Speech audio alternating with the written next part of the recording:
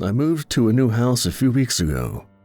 It was a simple 2-story house in the hills of West Virginia, down a fairly residential road, nestled between a cluster of looming trees. It had been on the market for a long time apparently, so I purchased it at an almost criminal price. I couldn't figure out why. The foundation was solid and the interior was in amazing condition. It was at the end of the street. My neighboring residents scattered before me like an audience in a throne room. It was just outside of a small town, a quaint, fairly poor stretch of the state. I was pleased with the move. I was away from the noise of DC and, more importantly, away from the bad memories I left behind. A broken marriage, the loss of a beautiful apartment, and an inevitable divorce. Thank God I didn't have any kids. My new home offered seclusion and privacy while also hosting a receptive community. Within the first couple of days, I met all my neighbors, each of them quite a different flavor of humanity than I was used to. Their casual ways and welcoming attitudes were gratefully accepted by myself, a stark contrast to the cold, business-like nature of the big city. I unpacked fairly quickly. I had left most of my belongings in the city with my ex. I wanted a fresh start, ridding myself of any unwanted ties to the life I was leaving. Once I was settled and with Halloween approaching, I decided to decorate my house with the usual seasonal decor. I wanted to show my new neighbors that I could be just as welcoming as they had been to me. I didn't want to be the creepy single guy at the end of the street. After a quick trip to the local supermarket, I was soon placing pumpkins on my front steps, stringing cotton cobwebs along the shrubbery, and even going so far as to purchase a plastic mummy along the steps. Along with the decorations, I made sure to get more than enough candy for the expected trick-or-treaters, my shopping cart quickly filling with candy corn, full-size candy bars, and assorted mixes. Being my first Halloween in a new neighborhood, I wanted to give out the good stuff. As Halloween drew closer, I noticed the surrounding houses weren't putting on a show like I was.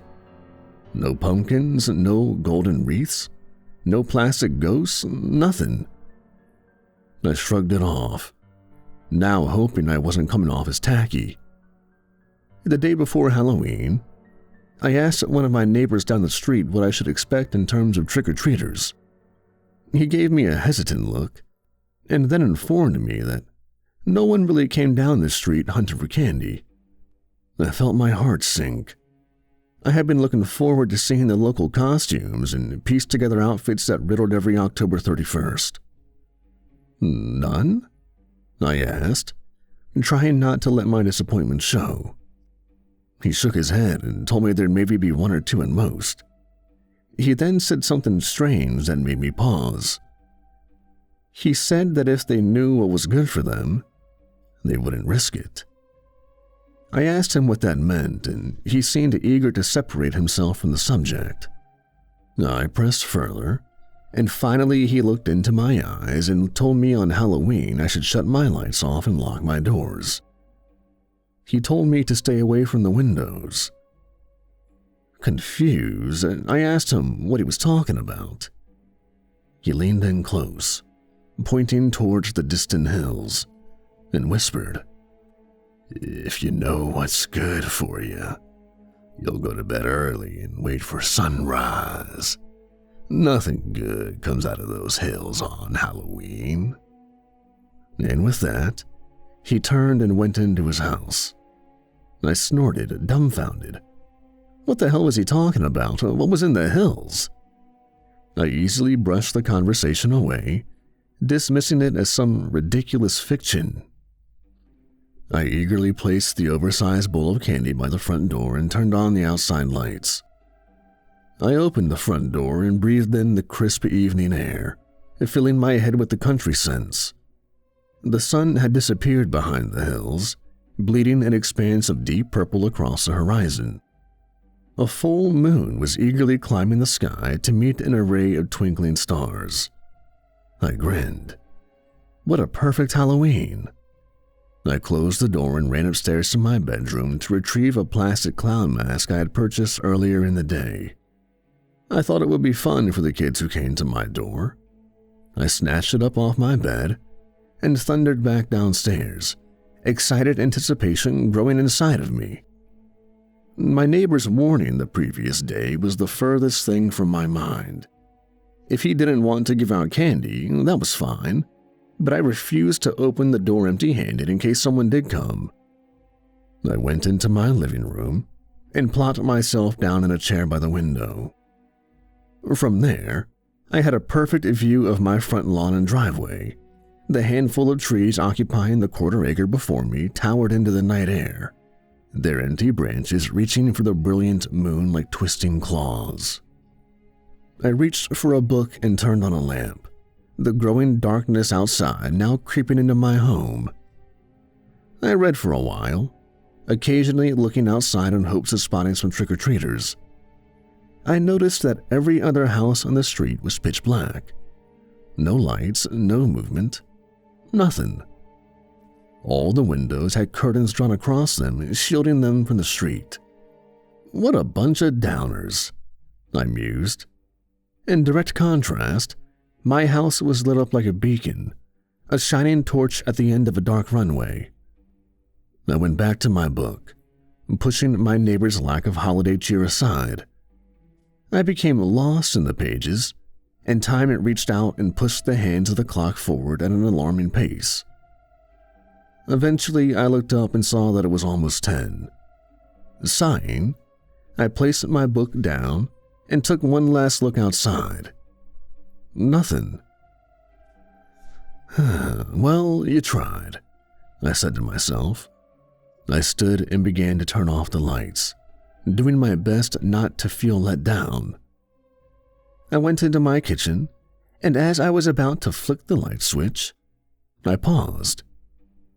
I thought I heard something outside, coming from the woods the kitchen window looked out into.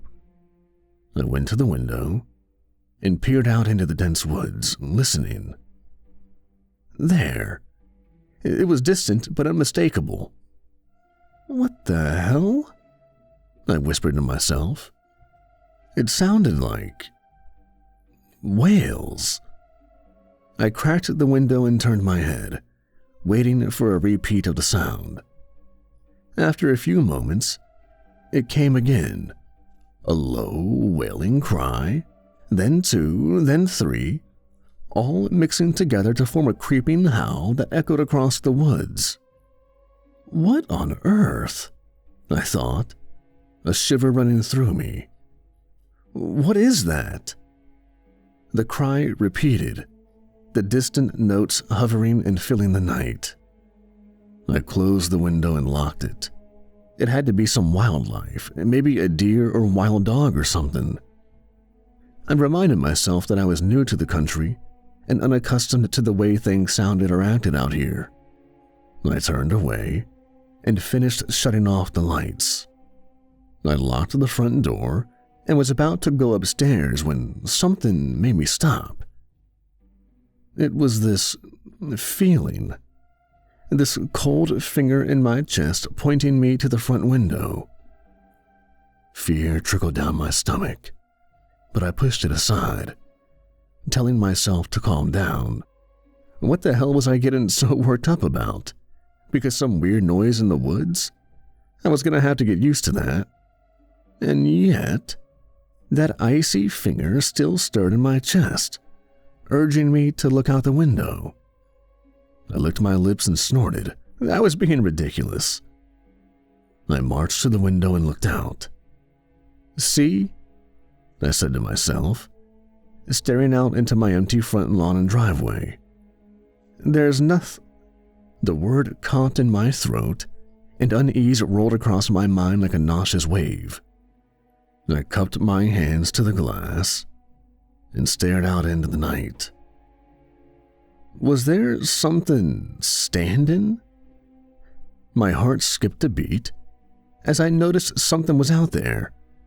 I squinted into the dark and bizarre recognition bloomed in my head. There was a coffin out there. It stood upright, facing me in the night. It was pitch black and reminded me of something out of a cartoon, something a vampire would emerge from, fangs shining. I put a hand over my chest, slowing my heart, and my neighbor's warning resurfacing in my mind. I let out a chuckle and leaned my forehead against the glass. "I see what's going on here," I said, a smile twisting my lips. "Try and scare the new guy. I get it. Good one, everybody." Shaking my head, I turned away from the window, but a sudden rigor rocked my body. The noise I had heard earlier boomed outside my home, a rising cry that again reminded me of crying whales. A heart in my throat, I slowly turned around. The noise had come from my driveway this time. "Pretty elaborate joke," I said to myself, voice not quite steady. As the call faded, I went to my front door and peeked out the side window. The coffin stood like a tombstone at the end of the driveway, the closed casket still and silent. As much as I didn't want to admit it, I was shaken. What if there was something to that warning?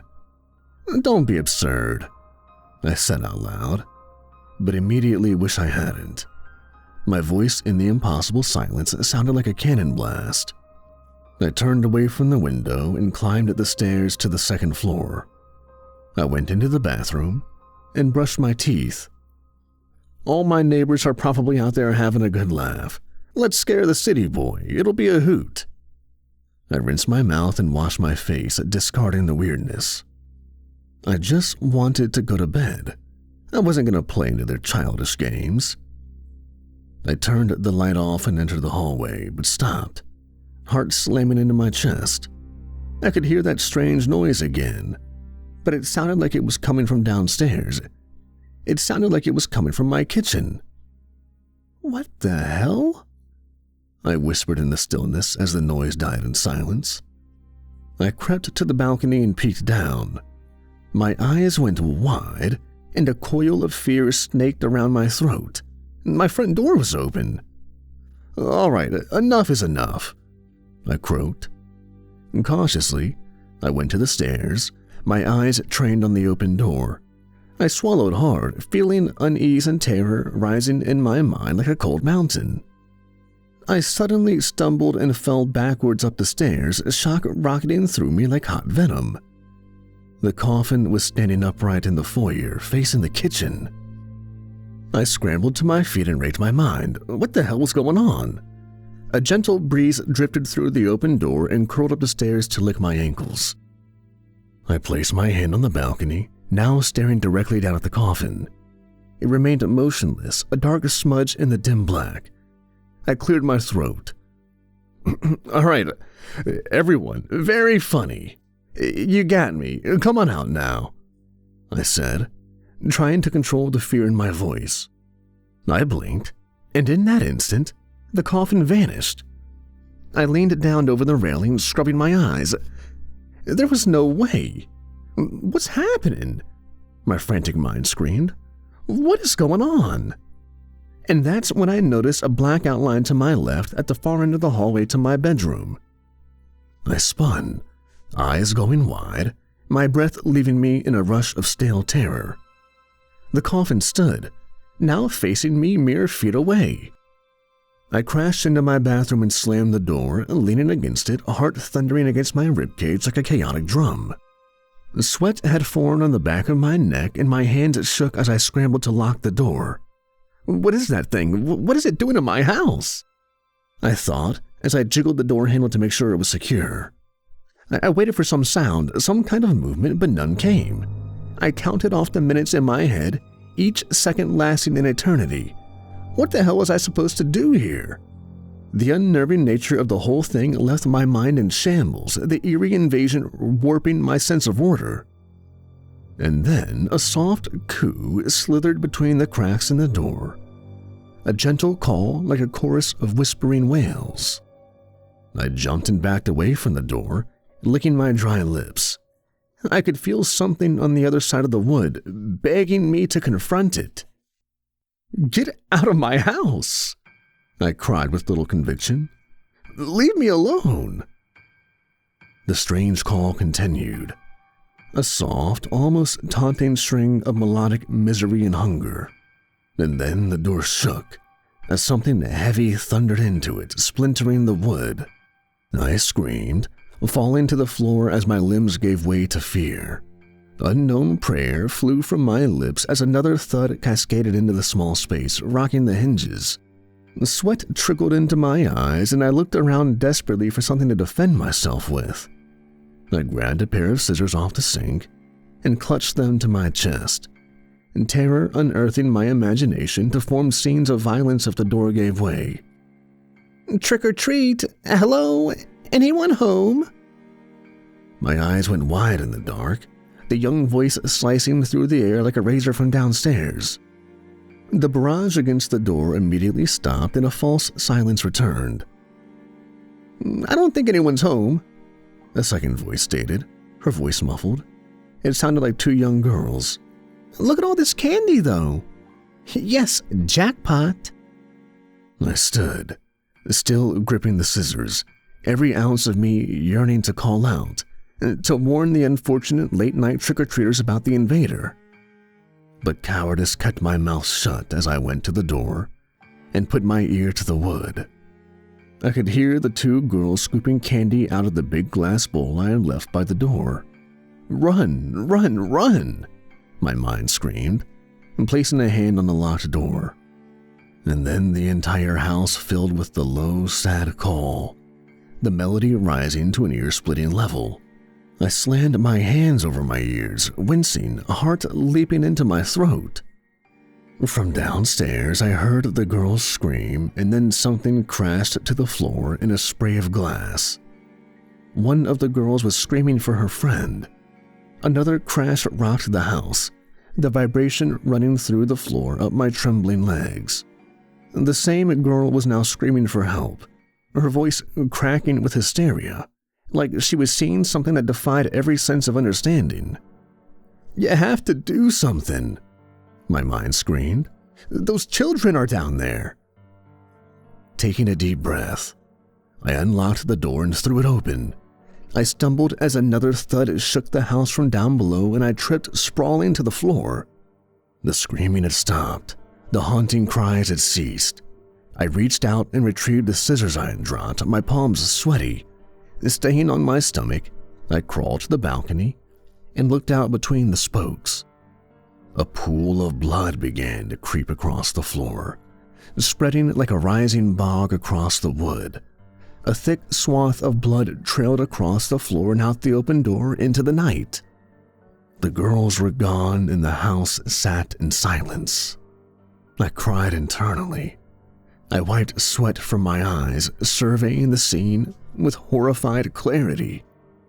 Bloody handprints stained the walls, trailing dark blood upwards, like the girls had been lifted towards the ceiling. The coffin was nowhere to be seen. "What have I done?" I cried, tears forming in my eyes. "Jesus, what have I done?" Guilt swarmed me along with a sickening sense of dread. In the distance, far into the night, I thought I heard the familiar low cry echo across the hills. It sounded like mockery. The local police arrived shortly after. My frantic phone call didn't do much to inform them what they were walking into, but the looks on their faces told me they already knew. Unspoken conversation passed between them as I explained the horrific events of the night. I thought they were going to lock me away and tell me I was crazy, but they didn't. They were silent through the whole thing, grim looks tightening their faces. When I mentioned the coffin, I saw their eyes meet. As more officers and detectives arrived, one of the police pulled me outside away from the others. In a morbid voice, he whispered something to me. He told me to get away from this place. When I pressed him, He looked towards the hills, and then something hissed in a desperate voice. He told me that even hell has a front door. Hey everybody, Nightmares Nightly here. I want to thank you all for listening. And remember, when an eclectic man in the countryside gives you a piece of advice, don't toss it aside.